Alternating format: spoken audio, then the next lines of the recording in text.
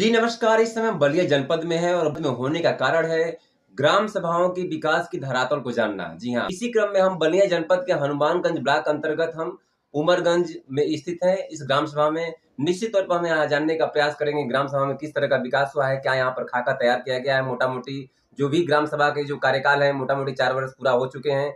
हमारे साथ ग्राम सभा के विकास के मुद्दे पर बात करने के लिए एडवोकेट इसरार प्रधान जी हैं और ये काफ़ी लोकप्रिय हैं अपने कार्यों के प्रति और स्वभाव भी इनका काफ़ी लोकप्रिय है। बात करते हैं कि इनके कार्यकाल में जो पिछला 4 साल का कार्यकाल लगभग पूरा होने जा रहा है, इस कार्यकाल में किस तरह के विकास हुए हैं।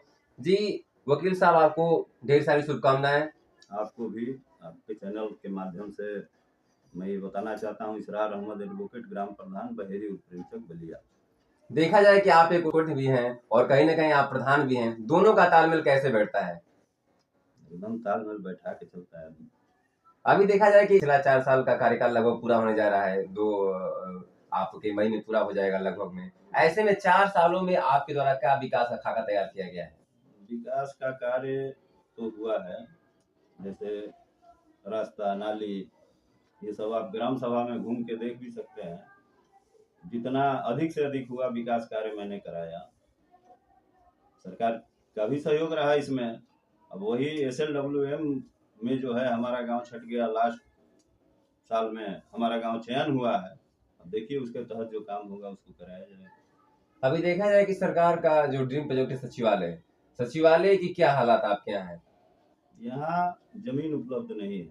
इसके लिए कोशिश भी की गई, लेकिन जमीन सर्किल रेट में भी उपलब्ध हम कराए थे, लेकिन ये नहीं हो पाया और ग्राम सचिवालय नहीं बन पाया है यहाँ। ये अफसोस की बात है। ग्राम सभा में कुछ उच्च विकास करना होता है या फिर बड़े स्तर पे जल निकासी या फिर नाली की समस्याएं होती हैं, कहीं ना कहीं वो प्रधान की फंड से कहीं ऊपर की बातें होती हैं। ऐसे में आपके द्वारा क्या पहल किया गया और क्या जनप्रतिनिधियों के द्वारा कुछ आपके ग्राम सभा में कार्य दिए गए विकास के? ना, ऐसा कुछ नहीं है। जनप्रतिनिधि लोगों के द्वारा अभी विकास का कार्य हुआ नहीं है। आश्वासन दिए हैं लोग कि हाँ हम लोग करा देंगे। प्रधान का सपना होता है, चाहे वो प्रधान किसी भी धर्म जाति मजहब का हो, उनका सपना होता है कि हम अपने ग्राम सभा का विकास करें और विकास करने का निरंतर प्रयास भी करते हैं। आपके द्वारा जो 4 वर्षों में पूरा नहीं हो पाया जो सपना आपका है, मोटा मोटी साल भर का कार्यकाल है बचा हुआ है, क्या आपका सपना है? आप क्या चाहते हैं, किस तरह से आपके ग्राम सभा का विकास हो? भाई मेरा तो सपना है कि यहाँ एक कम से कम प्राइमरी स्कूल बन जाए। यहाँ प्राइमरी स्कूल नहीं है, पंचायत भवन नहीं है, सामुदायिक शौचालय नहीं है। जमीन के अभाव में ये सारे काम रुके पड़े हैं। ये जो भी सुविधाएं आप बता रहे हैं कि आपके ग्राम सभा में नहीं है, इस कहीं पहल किया गया, किसी लेटर या फिर किसी माध्यम से कहीं पहल की गई कि नहीं हमारे ग्राम सभा में ये चीजें होनी चाहिए? पहल किया गया है, लेटर तो दिया ही गया था। जमीन उपलब्ध न होने के कारण ये मामला अधर में लटका हुआ है।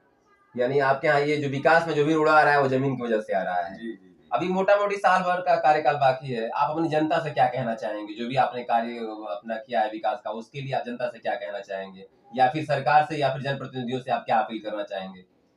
अरे भाई, जनता का पूरा सहयोग रहा हमारे साथ। इसी सहयोग की वजह से आप हमारे ग्राम सभा में घूम सकते हैं। गली मोहल्ले आपको स्वच्छ दिखाई देंगे।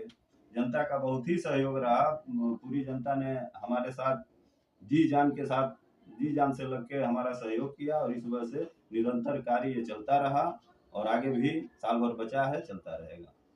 तो ये थे हनुमानगंज ब्लॉक अंतर्गत उमरगंज के ग्राम प्रधान इसरार जी थे। इन्होंने काफी बेबाकी से विकास के खाके की जो भी पिछले 4 वर्षों का इन्होंने तैयार किया था उसकी बातें किया। इनका कहना है कि हमारे ग्राम सभा का विकास में सबसे बड़ा रोड़ा है जमीन। यहाँ पर जमीनें नहीं है, यहाँ पर बता रहे हैं कि प्राइमरी विद्यालय नहीं है, यहाँ पर सचिवालय नहीं है।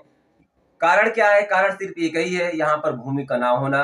शहर के नजदीक होने की वजह से यहाँ पर जमीनें जो है काफी कॉस्टली है और निश्चित तौर पर यह विकास के सही में कहीं ना कहीं ब्रेकर का ये काम कर रहा है। इनका कहना है कि मैंने लेटर भी दिया है, जनप्रतिनिधियों से अपील भी किया है। अब देखना होगा कि आने वाले समय इस लेटर का, इनके प्रयास का क्या प्रतिफल मिलता है।